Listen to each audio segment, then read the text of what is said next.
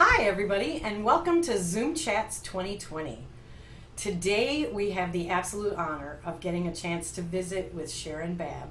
Now, how would we describe Sharon Babb? She's a Lifetime Achievement winner, but not only that, she is a singer, a teacher, a mentor, a quartet singer, a champion director, a visionary leader, and an inspiration to all who get to learn from her. And this afternoon, we get to talk with Sharon. So welcome, Sharon. It's great to have you here today. Thank you for that glowing introduction. And like you, we are sister baritones. Okay, Baritones unite. that's right. And of course, I had to be a music judge. I started as a sound judge, but a baritone has to go into the music category because it's the oddest of all categories, don't you know? Are you calling the music category odd? Well, it's odd in some ways in that every music judge has to pass an arranger's test to get into the category, to make sure that they know what chords are, what the 11 chords are that we use in barbershop, and so that they have the sense of concentration, because since we don't have the sheet music in front of us, we have to follow the music in our minds as the song goes on. So we don't want to be interrupted when the performance is going on because we are listening to everything that is happening within that song for the first time. A lot of people say, don't judges get tired of hearing the same song over and over again? The answer is no, because we never do hear the same song over and over again. It's different every time, even by the same performer as well. So I guess I'm fascinated by music and fascinated by the fact that when you put a human touch to a piece of music, it's always different. I always have said that I think it would be great if International Convention had a preliminary round that was everybody in a plain black dress singing the same two songs. Oh, that would be a joy to judge, wouldn't it? Wouldn't it be? It would be it'd be a fascinating study because it would be when they used to do ice skating, the Right. technical round. Required figures. Yeah, so to get in the finals, you have to sing these two songs in your own way, and not have the costuming help. So that's just always, I think it would be a really interesting experiment. So the music category for all of us is a little bit of a mystery. That's why I'm very glad to be talking with you about it today. Can you share the different elements that make up the music category and help us really understand them and put them to use right now when we're not rehearsing? Let me give you my overall view of how the judging categories work. I think the sound category sort of judges the instrument that we bring to the stage, either as an individual or as a foursome or as a chorus. And so the sound that those instruments make become the basis for this judging in that category. The expression category has a lot to do with the music that we've chosen and whether we are communicating emotionally, the lyrics and the pulse and all of the nuances of the language that goes into that. And then showmanship sort of takes us beyond emotional communication to a real in touch with the audience communication, where we become a character and actually dramatize the music and make it come alive. The music category judges what we have chosen to sing and how we choose to sing it. And so you put all those four categories together, and it is a real quartet of covering all of the barbershop art form as well. Now, in particular, every category is divided into percentages except for the expression category, which is 100%. And in music, there's a division of 30% for song and arrangement, and 70% for the performance of that song and arrangement.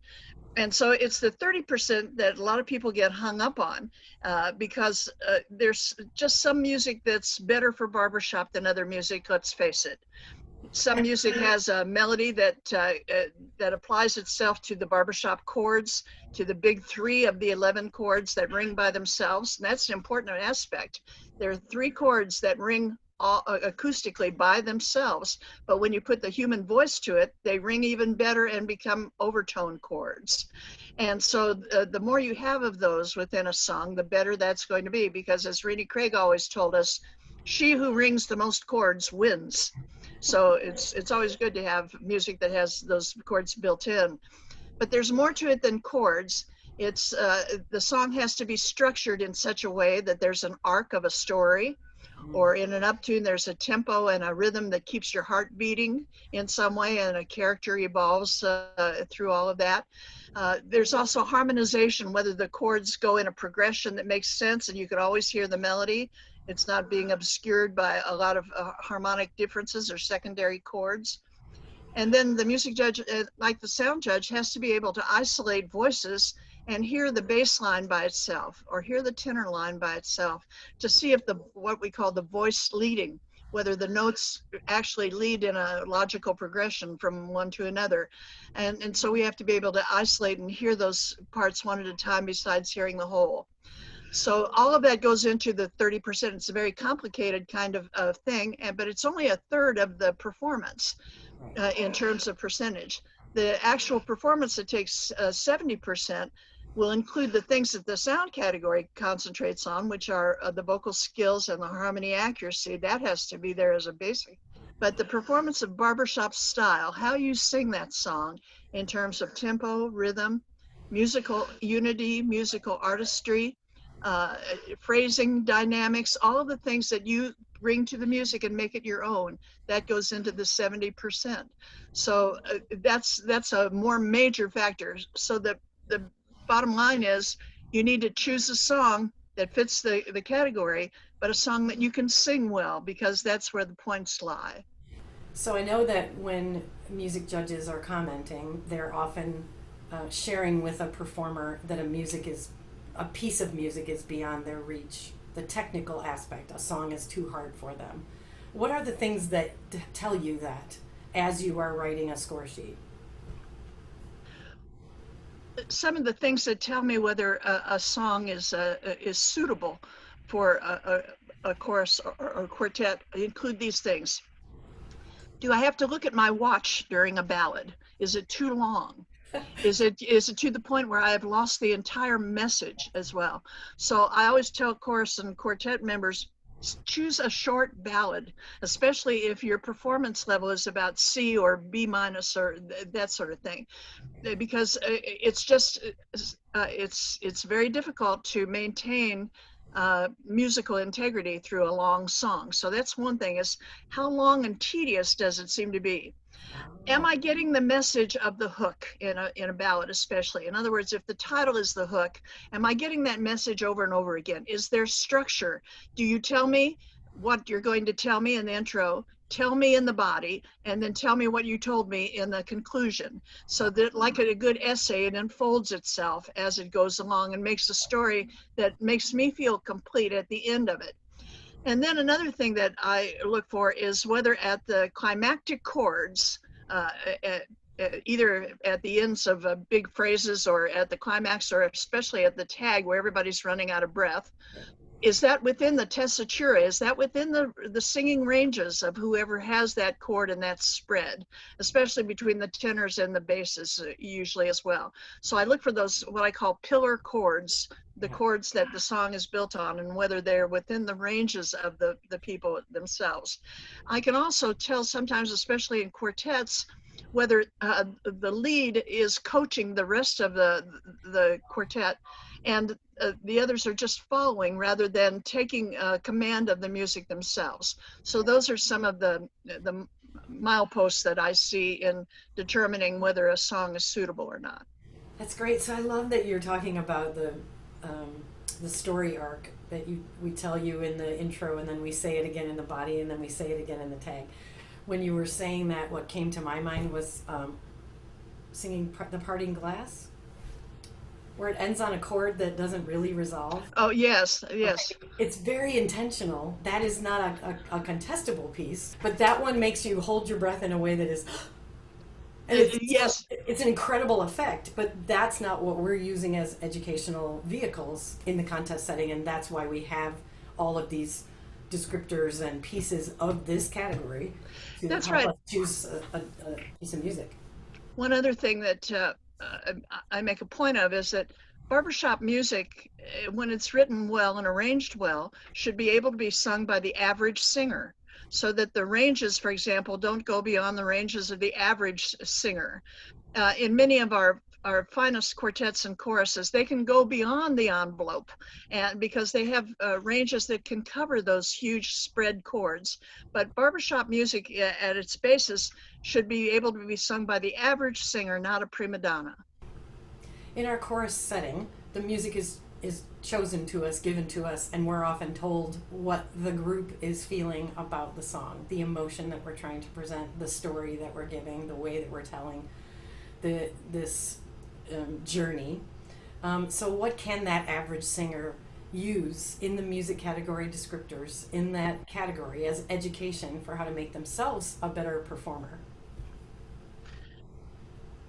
Especially the items under the performance at the top of the score sheet are things that you can think about, because you're right, the music is usually prescribed by people who are smarter than we are, our consultants, our arrangers, our music team, our directors, etc.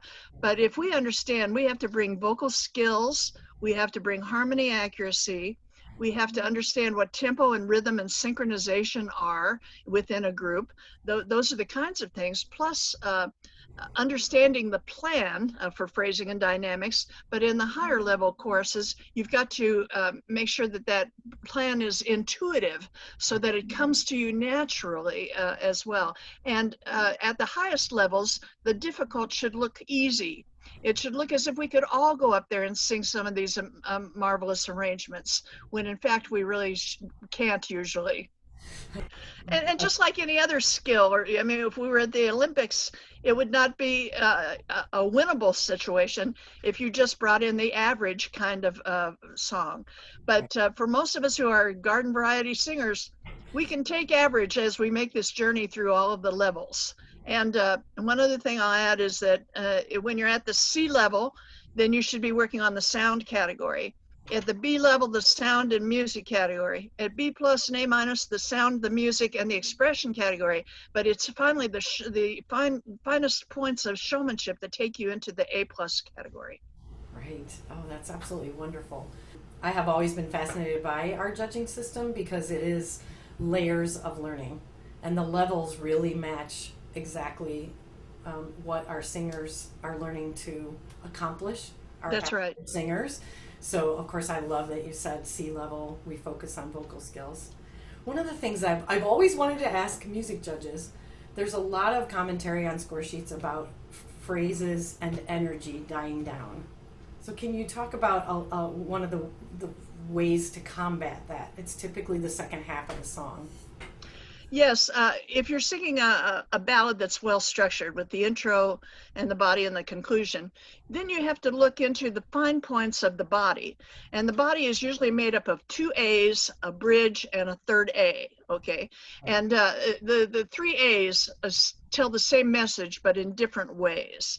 And so it's important, I think, for the singer to understand that those A's aren't equal, that the story has to unfold in a bigger way, and that they're going to have to save their stamina for the third A, which usually has a modulation and a big tag coming after it as well. So just like with any performance, you're going to save your best trick for the end of the performance, your best, whatever it happens to be in gymnastics or whatever, that's where it has to be. So you have to build easily. A lot of courses give it away too soon.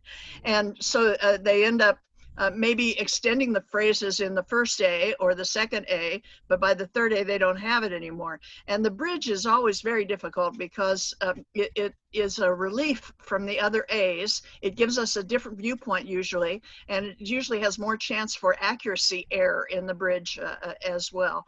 So you've got to be really smart about singing these chords throughout the whole thing. I will say this too, in an uptune, it may have the same structure, but usually if you're singing a medley, and I wouldn't suggest that until you're at the B plus level, because the second song is always more difficult. Then you have to have a modulation and come back to the first song even stronger than you did it the first time. That too has a structure within it. So I think people have to learn to pace themselves when they sing, and not take all of the great big breaths at the beginning of the song, but save them for the end. You've got to have stamina at the end. You must know that in showmanship especially. I'm looking at the stage, the other judges are looking down, but we all get an impression of an energy loss. We perceive it in a different way depending on our category elements, but it's really obvious. Visually, I think it's the easiest to see, and then the other three categories cover the fact that the ear hears that fatigue. And a lot of us will write things like, oh, your energy, you didn't sustain your energy today, because we understand that they may have had the month before 3 weeks where they were nailing that song every time, but in the performance, that one chance we get to put it out there to be adjudicated, the adrenaline rush, the tempo that may be new because everyone's a little bit excited, there's just that little bit of sense of loss, and I can always see it on the faces. As Mavis Burgess always said, the eye sees before the ear hears. Yes. And that's exactly right, because as you said, we can hear it in the breathlessness, that kind of thing. So the ends of the songs, you have to craft a song so that it comes to a conclusion as well. And our best singers can do that. Well, I think it's as a tool right now, particularly because choruses are working so hard to learn songs virtually, and there's a whole different set of circumstances that we've all been handling. But quartets could certainly sit down in a Zoom session and go over a song that they are considering in the way that you have described. Identify the three A's, make sure they're there, talk about the bridge, and they don't necessarily have to be fantastic at music theory in order to do this. So, that's right. And then there's a lot of people they could reach out to. So who would you recommend they would ask for advice about songs that they're choosing for competition? Let's just talk about the technical aspects of the thing. If you have any music teachers within your group, asking them about chord structure and about melody and progressions. I mean, that's a basic way to start, because all music is consumed by those things. But every director, starting from the C level on up, needs some consultation about music choice from an arranger or a music judge or a trusted consultant of some kind, because those people have to be able to listen to a lot of music and to hear the structures and to hear the chords that are there as well. And so making friends with people who love music and who listen to it a lot is a key factor in determining who should be a consultant to your music team. Wonderful.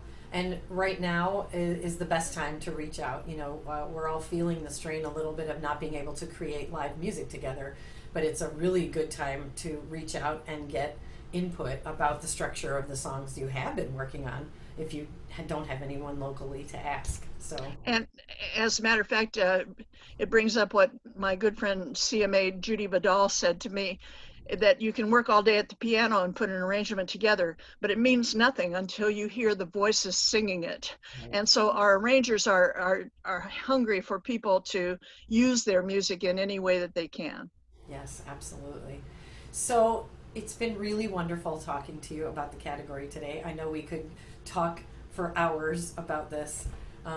We both have been a part of it for a long time and seeing the benefit of people being adjudicated by fairly strict parameters, which helps those average singers that you mentioned increase their skills. That's the way I think about competition. I know there are awards and all those other things, but all four of the categories right now, the descriptors at the top of each page, can be used right now for us to continue learning how to be better performers. So absolutely, and I can't wait until we all perform again in shows and in singing engagements and in competition as well. Yes, we were talking, Sharon and I were speaking before we got on camera about that first breath that we all take in a large room together and the first chord that we create. It's going to be wonderful. We're going to be having a cry fest. I don't think we'll get past the first chord. I think we are. It'll be one chord and then it'll be over. That's right. So, well, thank you so much, and I hope that you and your husband stay safe and continue to be healthy, and we will look forward to seeing you again in another Zoom room, and then hopefully in the near future in person. Thank you, Renee. Thank you so much.